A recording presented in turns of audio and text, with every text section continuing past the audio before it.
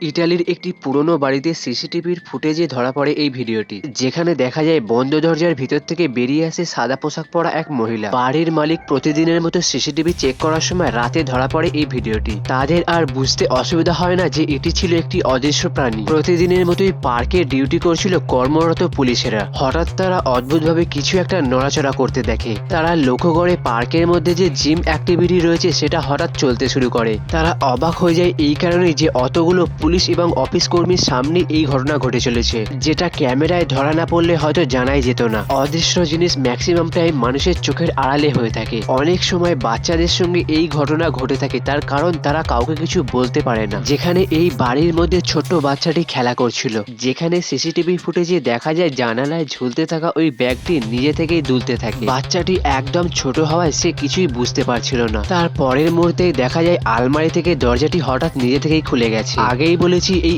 অদৃশ্য জিনিসগুলো মানুষ চক্ষুর আড়ালেই হয়ে থাকে। এই ভিডিওটি পোল্যান্ডের একটি ব্যস্ততম রাস্তার সিসিটিভি ফুটেজ। এই ঘটনাটি ঘটেছে দুপুরবেলা, তাও আবার 3টের সময়, যেখানে ধরা পড়ে অদ্ভুত এক ছায়ামূর্তি রাস্তার উপর দিয়ে হেঁটে চলেছে আর কেউ কোনো টের পাচ্ছে না। আসলে এই ধরনের ছায়ামূর্তিগুলো একমাত্র ক্যামেরাতেই ধরা পড়ে। শেষের এই সিসিটিভি ফুটেজ দেখলে হয়তো আপনার বিশ্বাসই হবে না যে এমন ঘটনাও ঘটতে পারে।